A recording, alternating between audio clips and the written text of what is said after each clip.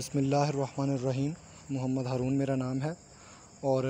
خطبات بہاولپور سے دوسرے خطبے کا جو خلاصہ ہے اس کو میں تھوڑا سا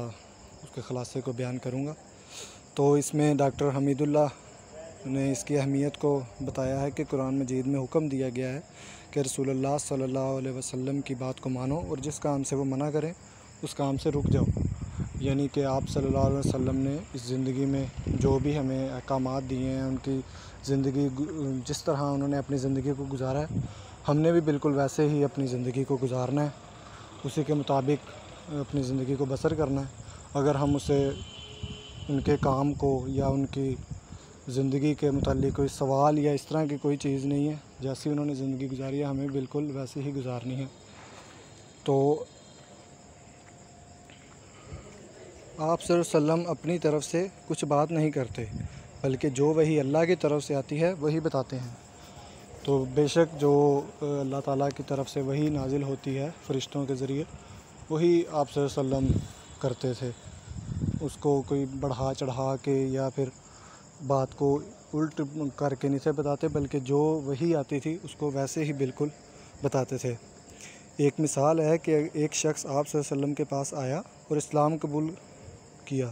تو اس پر فرض ہے کہ اس نے قرآن کے ساتھ ساتھ حدیث پر بھی عمل کرنا ہے، اور اگر وہ حدیث کی پیروی سے انکار کرتا ہے تو وہ شخص دائرہ اسلام سے خارج ہے۔ یعنی کہ اگر کسی شخص نے اسلام قبول کیا ہے تو اس کا مطلب یہ نہیں ہے کہ وہ صرف قرآن پاک کو لے کر چلے، بلکہ آپ صلی اللہ علیہ وسلم کی زندگی کے مطابق آپ صلی اللہ علیہ وسلم کی زندگی کا مطالعہ کرے، اس کے مطابق اپنی زندگی کو گزارے، اور اگر وہ ان میں سے کسی بھی چیز کو نفی میں لے لیتا ہے، نہیں اس کو مانتا، تو وہ پھر کافر مانا جائے گا۔ رسول اللہ صلی اللہ علیہ وسلم کے حکم کی حیثیت وہی ہے جو اللہ تعالیٰ نے حکم کی حیثیت وہی ہے جو اللہ تعالیٰ کے حکم کی حیثیت ہے۔ اگر ہم ان کے حکم کی پیروی نہیں کریں گے تو یعنی کہ ہم نے اللہ تعالیٰ کے حکم کو نہیں مانا ہے۔ رسول اللہ صلی اللہ علیہ وسلم نے خود کی فرق بس اتنا ہے کہ قرآن کی تدوین رسول اللہ صلی اللہ علیہ وسلم نے خود کی، لیکن خود کو ایک عام انسان سمجھتے ہوئے حدیث کی تدوین نہیں کی۔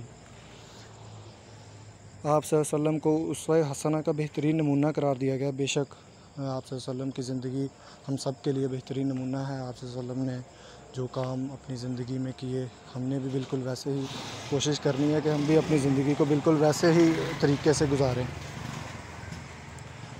اس کے متعلق ایک واقعہ بھی آتا ہے کہ ایک دفعہ سراقہ بن مالک نے رسول اللہ صلی اللہ علیہ وسلم کا تعاقب کیا، اور قریش والوں نے ان کی قیمت لگائی ہوئی تھی کہ جو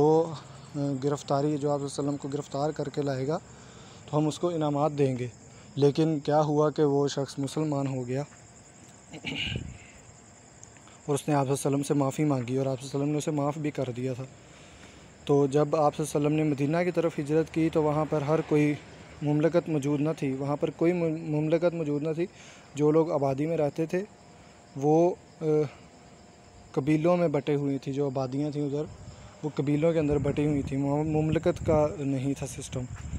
تو مدینہ میں عربوں کے علاوہ کوئی بھی نہیں رہتا تھا، کچھ یہودی بہت کم تعداد میں رہتے تھے۔ اس میں ایک اور خاص بات کی طرف رجوع کیا گیا ہے کہ صحابہ کرام نے